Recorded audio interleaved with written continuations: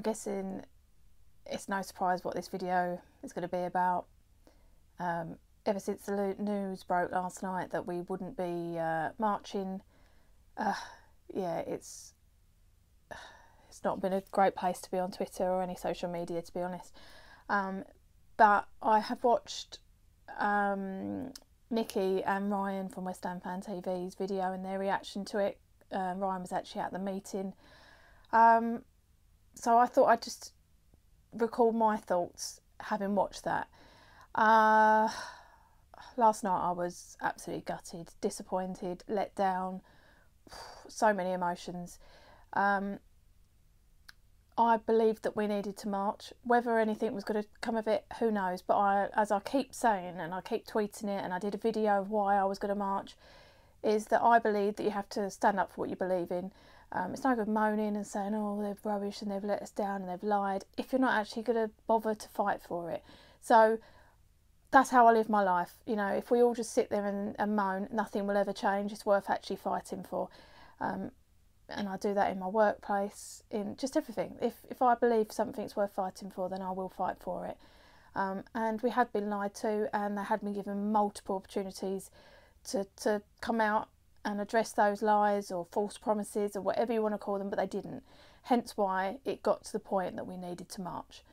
Not everyone agreed that we needed to march, and that's absolutely up to the individual. I've never ever said that anyone's wrong or they're not a proper West Ham fan if they didn't want to march, but it goes both ways, and I really don't like the gloating I've seen on social media. You know, I wanted a march, not to cause trouble. I'm not that kind of person, but as I keep saying, just to express my unhappiness. And yeah, to me, you've got to do that. But to see people gloating and laughing, being called a lemming, I can assure you I'm not a lemming. It's one thing I'm not in life. I always stick by what I believe. No one's ever gonna persuade me otherwise. I make up my own mind.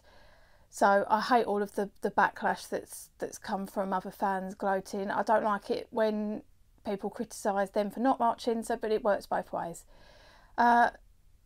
Addressing some of Ryan and Nikki's points, they make good points. You know, I can't see the board were ever going to sell up because we marched, but that's not what I thought was going to happen. I wanted some action to take place, and I said when they first said that they were going to meet with the Real West Ham Fans Action Group that was a good thing, because actually it shows that it's had some impact. One thing I will say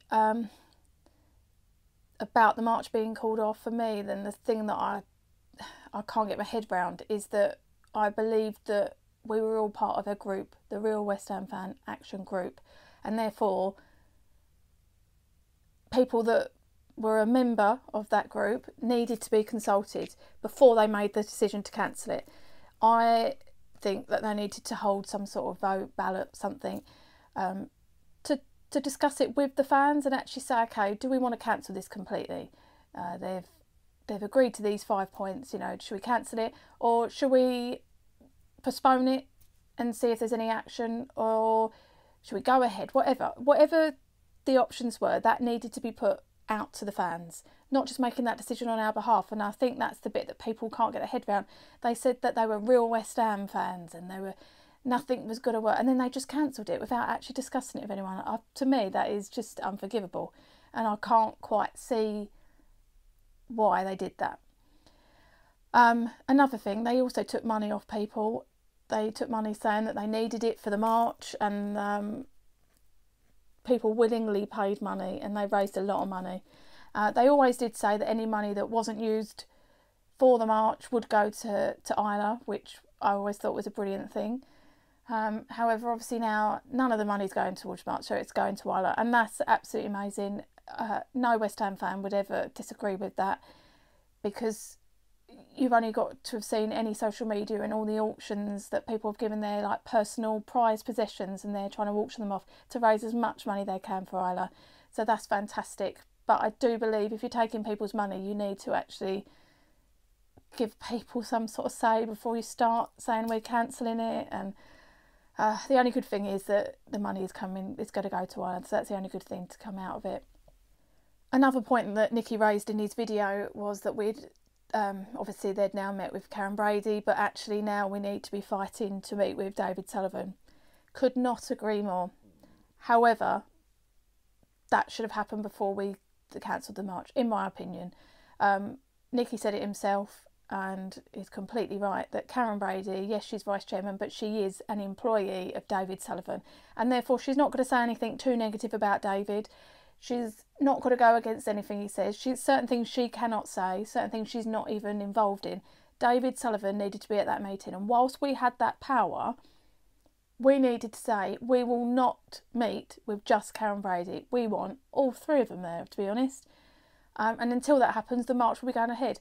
Had we have had a meeting with David Sullivan and actually people had got their feelings across and actually addressed so many issues, then maybe, just maybe, we wouldn't be quite so angry about this march being called off, because, you know, it's just words, and we've had words for so long, and you know, oh, we'll look into this, we'll do this.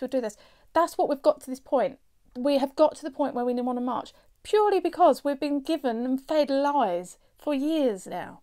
And I wasn't anti-bald for a long time. It was only last summer really that I thought, no, they're breaking promises, they keep lying, they're embarrassing us, and who's to say that's not going to continue? And do you know what? I hope it doesn't. I hope that the march scared them enough that they've actually realised, and they're not going to mess us around anymore. But until I see action, I can't help but be worried that that's not going to be the case. And therefore, I think the only way you'd have got real action is to have David Sullivan in front of you. We had the power, it was in our hands, and we just gave up and let Karen Brady just write some words down and say that she's going to look into things. Sorry, I do believe whilst we were in the powerful position we were in, we needed to say we are not meeting until we meet with David Sullivan. Will I be marching now on the 10th of March? Do you know what? It's a really difficult one. I don't want to just march randomly and not have any purpose to it, and, you know, potentially ending a bit ugly, and the media jumping on the bandwagon that West Ham fans causing trouble, and how the real West Ham fans had actually sorted the problems and we just wanted a protest for the sake of it.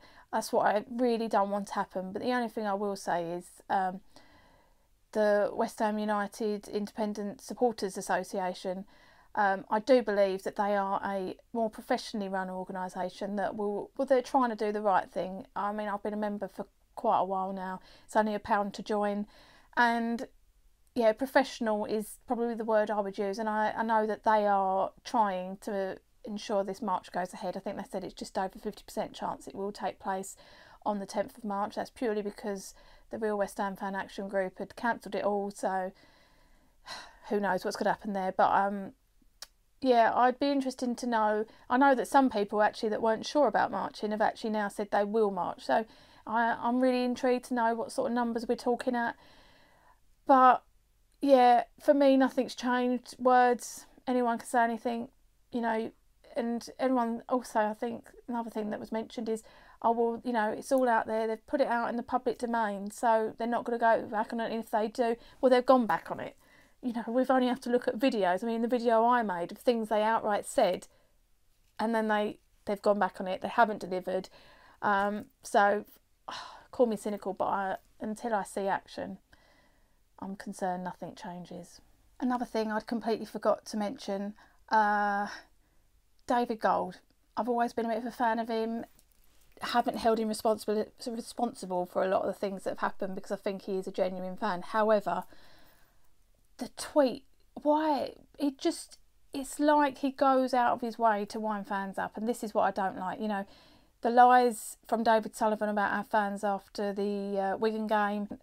He knows that he's not stupid. Well, maybe, no, he's not stupid. So why tweet saying about the march has been cancelled? You know, to me, it's not a sensible thing to do. Just don't say anything. Keep off social media for a while. Just don't say anything, because to me that it's just seems to be on a mission to wind us fans up. Thanks for watching. Don't forget to subscribe, like and comment, and follow me on Twitter @Flump9. Come on, you Irons.